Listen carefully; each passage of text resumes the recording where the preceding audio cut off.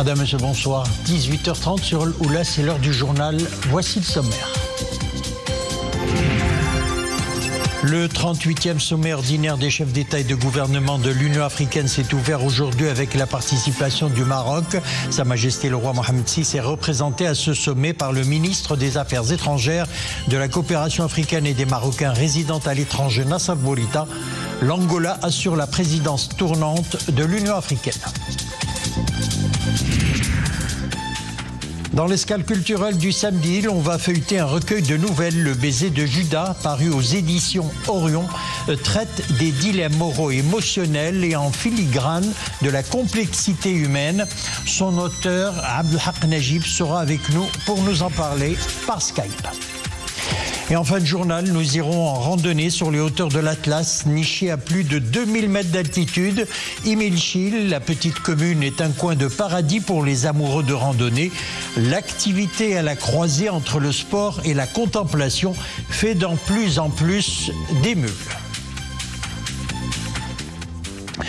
Ouverture à Addis Abeba du 38e sommet ordinaire des chefs d'État et de gouvernement de l'Union africaine avec la participation du Maroc. Sa Majesté le roi Mohamed VI est représenté à ce sommet par le ministre des Affaires étrangères, de la coopération africaine et des Marocains résidant à l'étranger, Nassar Bourita. Lors de la cérémonie d'ouverture du sommet, l'Angola a été désigné pour assurer à partir de ce samedi la présidence tournante de l'Union africaine. Abdelmjid El-Hallaoui, Mariam El-Messi. Les dirigeants des 4 coins du continent affluent ce week-end sur la métropole éthiopienne. À Addis Abeba, le 38e sommet ordinaire de l'Union africaine s'ouvre sous le signe de la justice pour les Africains. Nassar Bourita représente Sa Majesté le roi dans ce ballet diplomatique. Point d'orgue de ce sommet, l'élection du nouveau président de l'organisation panafricaine. Et c'est la République d'Angola qui prend le relais pour un mandat d'1 année. Elle succède à la Mauritanie.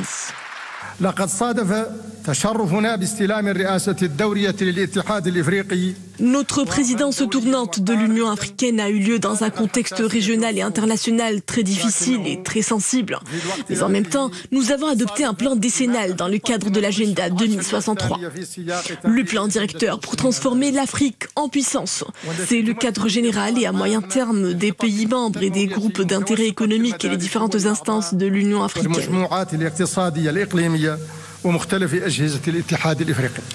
Le 38e sommet ordinaire a été également marqué par la fin du double mandat de Moussa Faki Mahamat. En poste depuis 8 ans, l'ancien ministre des Affaires étrangères du Tchad se retire de la présidence de la Commission de l'Union africaine. Les rapides et intenses bouleversements géopolitiques qui ont caractérisé le contexte international durant mes 2 mandats ont eu des manifestations à la fois violentes et déstabilisatrices. La subite dégradation de la situation sanitaire consécutive au déclenchement de la Covid-19 s'est accompagnée malheureusement d'importants chocs et de profondes turbulences économiques et diplomatiques. Pour l'Afrique, cela s'est traduit par une aggravation du poids de la dette, de la baisse des flux d'investissement publics et privés, de la violence et de la prégnance de certains conflits africains, de l'affaissement du panafricanisme et des chaînes de solidarité africaines. Le Royaume confirme par sa présence qualitative portée par le leadership du souverain son engagement politique au plus haut niveau pour une Afrique prospère, émancipée et capable de prendre son destin en main. On poursuit avec ce communiqué du ministre de l'Intérieur. Les tableaux rectificatifs définitifs élaborés par les commissions administratives dans le cadre de l'opération de révision des listes électorales générales au titre de l'année 2025 sont mis à la disposition du public pour consultation du 15 au 22 de ce mois. Les personnes intéressées peuvent consulter ces tableaux auprès des bureaux administratifs ou sur le site électronique dédié aux listes électorales générales www.listeelectorale.ma. Quant au tableau rectificatif définitif élaboré dans le cadre de l'opération de révision annuelle des listes électorales relatives aux chambres professionnelles au titre de 2025, ils sont mis à la disposition des professionnels pour consultation du 15 au 23 de ce mois. Un recours peut être introduit auprès du tribunal compétent au cas où la demande d'inscription a été rejetée ou que la personne estime que son nom a été illégalement radié des listes électorales de la chambre professionnelle concernée. L'actualité à l'étranger marquée par ce nouvel échange de prisonniers entre Israël et le Hamas. 3 otages israéliens ont été remis ce matin à la Croix-Rouge dans le sud de la bande de Gaza. En échange, Israël a libéré 369 détenus palestiniens. Il s'agit du 6e échange de prisonniers dans le cadre de la trêve dont la première phase doit permettre d'ici au 1er mars la libération de 33 otages captifs à Gaza, dont au moins 8 sont morts en échange de quelques 1900 Palestiniens détenus par Israël. Ils sont arrivés donc à Ramallah en Cisjordanie. Avec les 3 libérations de ce samedi, il reste 70 otages du 7 octobre à Gaza, dont au moins 35 ont été déclarés morts par l'armée israélienne. Dans le conflit russo-ukrainien, se dirige-t-on vers un accord de paix? Au cours de sa première rencontre avec Zelensky, le vice-président américain donc a assuré que Washington cherchait une paix durable en Ukraine. Ces discussions entre le chef de l'État ukrainien et l'envoyé de Donald Trump étaient très attendues par Kiev après l'onde de choc qu'a provoqué la conversation téléphonique cette semaine entre le locataire de la Maison Blanche et Vladimir Poutine. Les 2 hommes qui se sont rencontrés donc en marge de la conférence sur la sécurité de Munich ont dit à la presse avoir eu une bonne conversation et qu'ils en auront d'autres dans les jours et semaines et mois à venir, selon le vice-président américain. À présent, place à l'escale culturelle du samedi. Ce soir, nous vous présentons Le baiser de Judas, un recueil de nouvelles signé Abdelhak Najib, paru aux éditions Lorient, de petites histoires qui font la grande histoire de la trahison. Nous allons le feuilleter avec Sophie.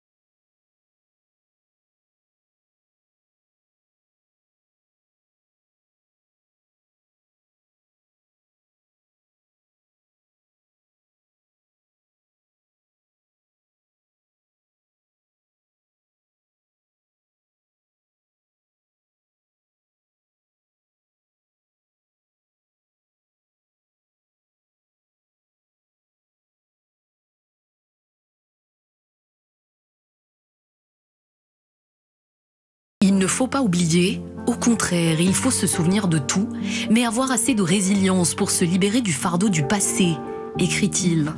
Ici, la réflexion et l'émotion évoluent main dans la main. Finalement, n'est-ce pas cela même qui guide nos propres choix, creuse nos propres failles et marque nos relations du sceau de l'ambiguïté?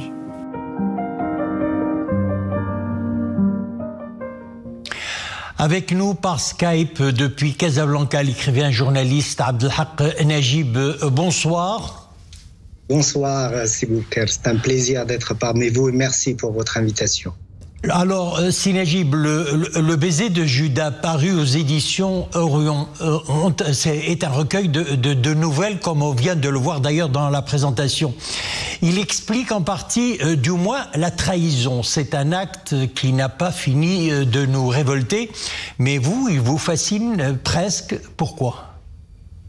Vous savez, la trahison est à la naissance de l'humanité.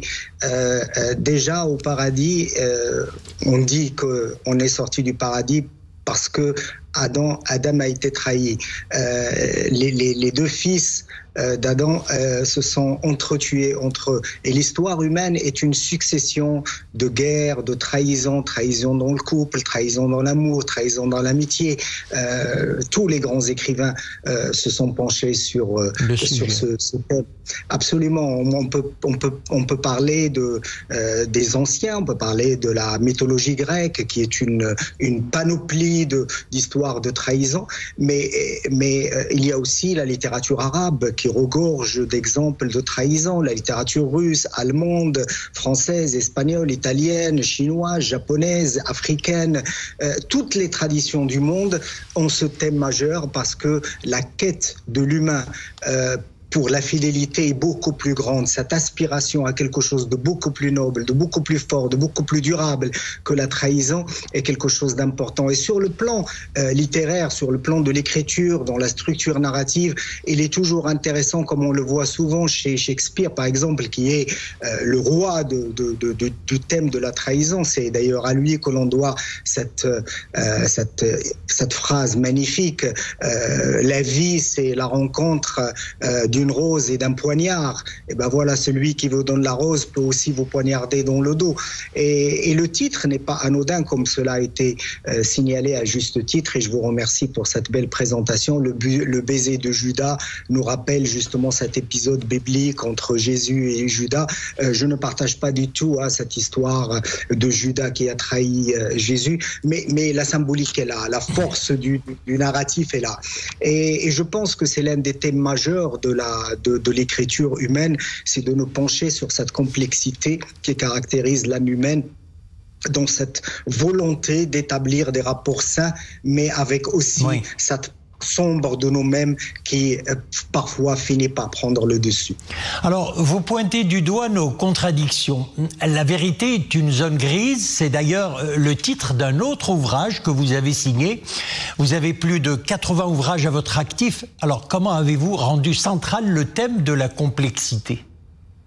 Là, elle est inhérente à la nature humaine. Nous sommes des êtres d'une complexité incroyable. On peut tout connaître sauf ce qui se passe dans la tête d'un être humain. On peut tout savoir sauf ce qui se cache dans les tréfonds d'un cœur humain.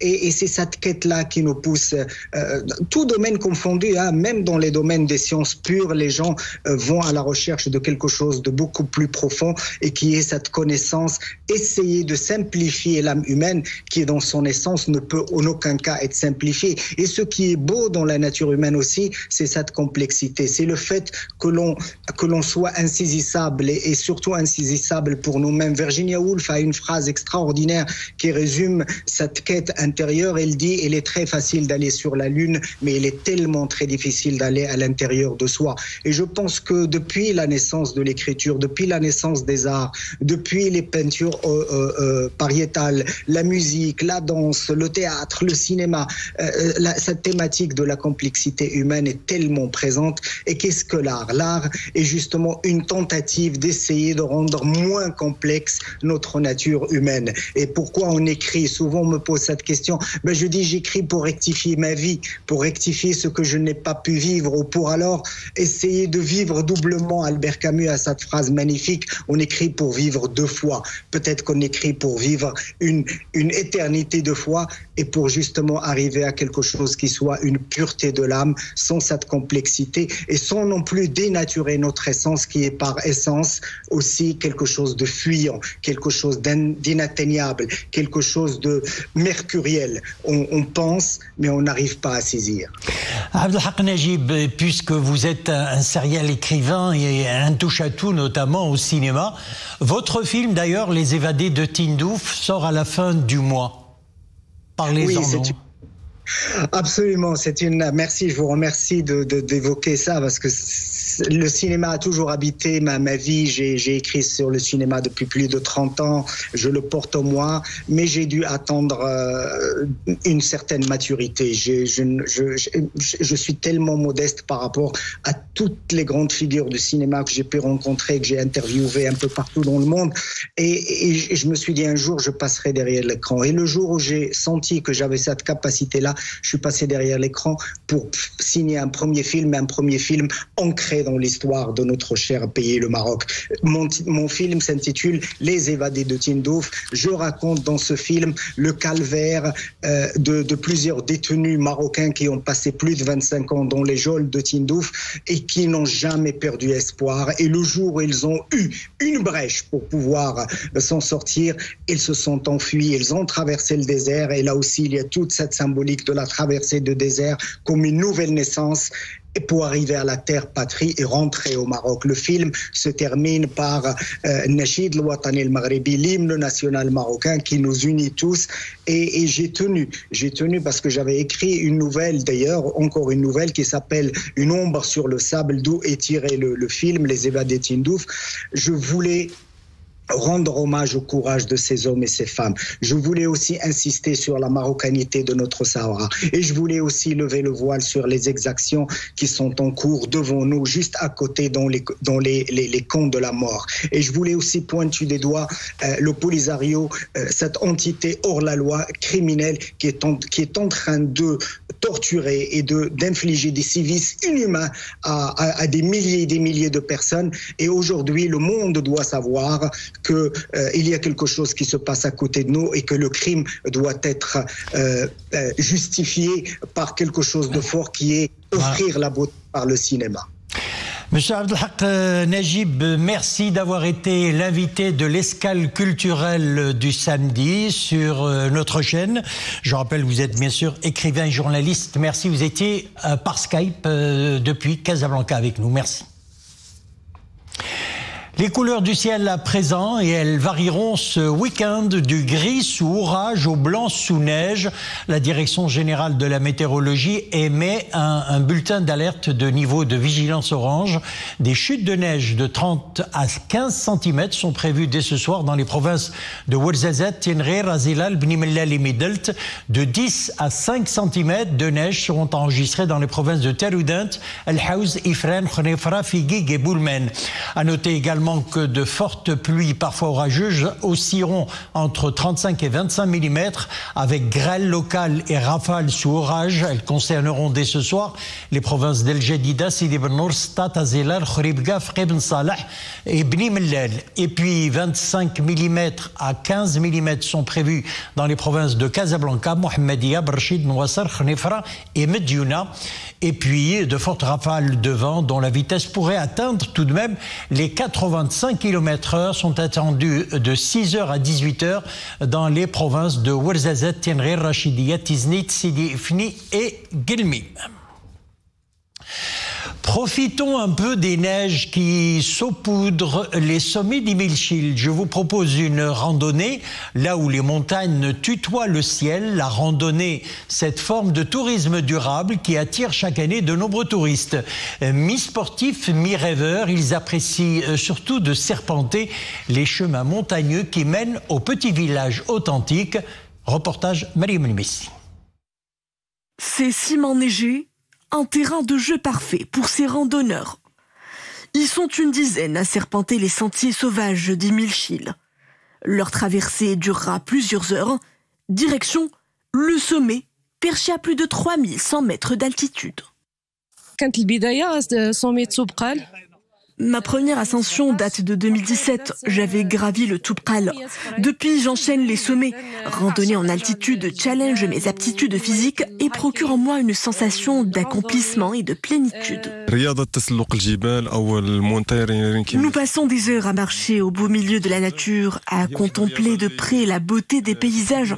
L'effort est certes intense, mais disons que je prends du plaisir à repousser mes limites.